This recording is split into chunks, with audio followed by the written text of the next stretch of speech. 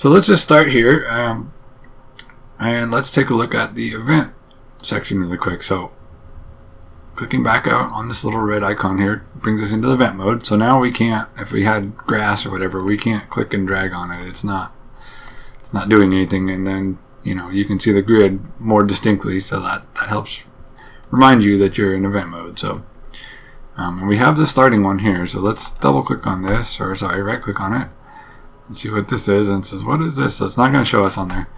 But if you right click, I thought it was actually going to say, but it doesn't. If you right click anywhere on the map, down on the bottom, you see where it says set starting position, and so set starting position of the player, and that will move that little starting position. And you can see, it's kind of hard to tell with the grass in the background, but you can see around this there's like a blue border around it, light blue border around the picture. That kind of tells you that this is the starting position of the player.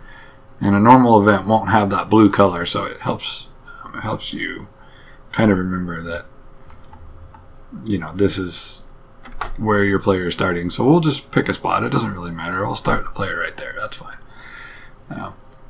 So we'll just say this is a starting area for our player. Now, this map right now is not very visually interesting, so let's go ahead back to the map, and we'll make a little bit of stuff here for the player to, you know, navigate.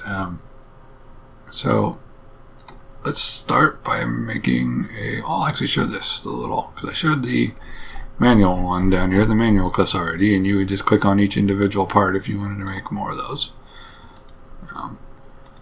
Usually the right and left edge ones are for edges, you know, where it makes sense. But let's actually show this other one too, because the auto tile one is pretty interesting. So if you want to do it this other way, you just click and drag, and then the game kind of takes care of the left and right sides for you, as well as how tall you want to make it. If you want to make a tall cliff, you can do that. And then same with this top one, where with the option at the bottom, you have to do the corner pieces and all that. This one, it kind of automatically does it for you.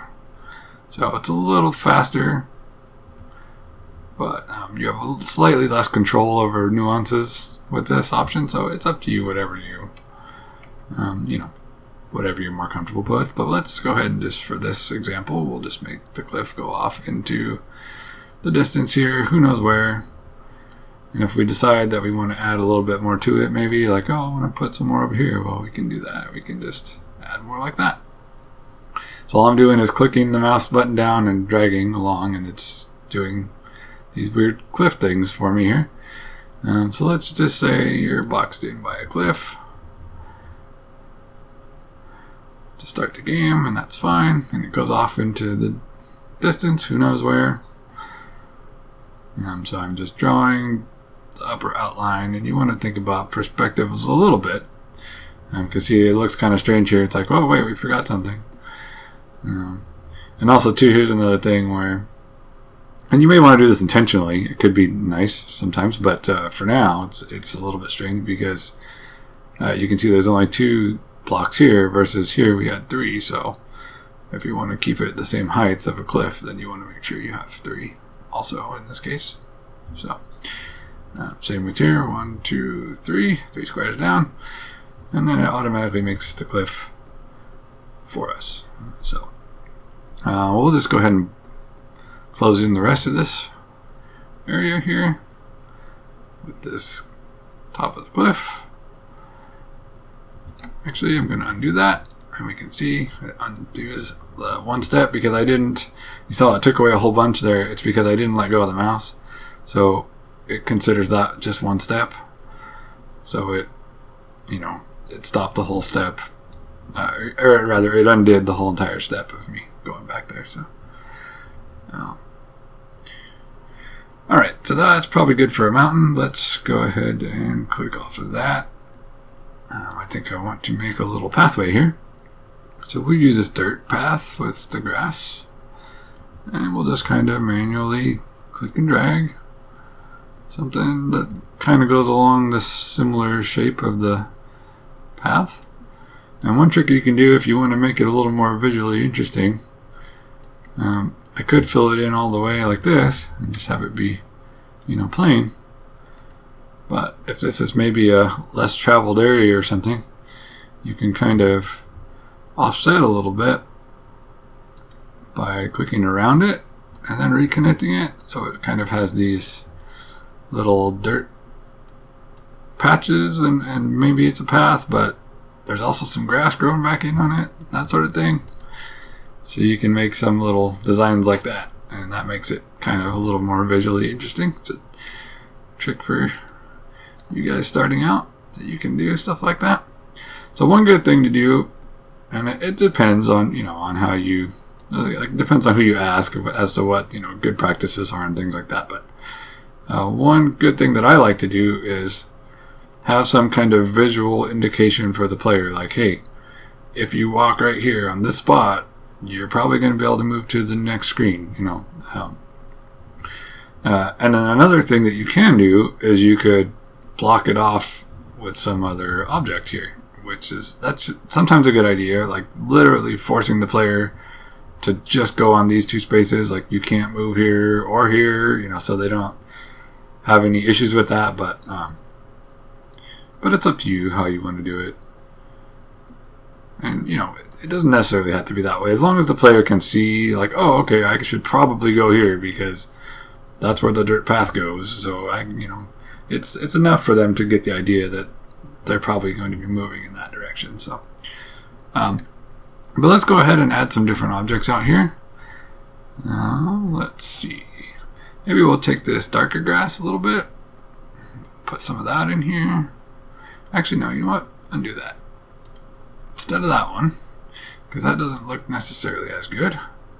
Let's use this one right here. So this, I didn't talk about these, but it's kind of hard to tell, but where it shows these little square patterns, looks like tiles or whatever, gray and white, that just means that it's a transparent background. So all these right here, so for example, I'll click this one, and you can click up here, and now it's drawing this green pattern, but it's drawing it over whatever is underneath it. So you can see the tiles that are underneath it because it has the transparency on the back. So it's good to add details. I'm just going to undo that, but it's good to add some details where, if you just did it with, say, for example, the sand one over here, it's going to have the sand, and you can see, like, I'll just undo that to show you guys again. So you can see, because I clicked inside where there's supposed to be a mountain, it's trying to automatically figure it out, and now it's breaking the mountain part, and that's not what you wanted. It's like, hey, I just wanted the grass on top of the mountain, and now my mountain cliff is all broken or whatever. So you actually want to use these for that kind of detail, for these ones with the transparency, and they will do that without messing up your mountain. So you can actually draw it up there if you want some grass. And little details like that are pretty good if if you're trying to add some nice visual effects and things. You can just add, like, even just a little bit of grass. Like, hey, just the smallest of details like that can help make your map look a little bit more visually distinct and and interesting to look at. So it's a pretty good way to do it. So I'll go ahead and just add a little bit of a grass patch over here, kind of randomize.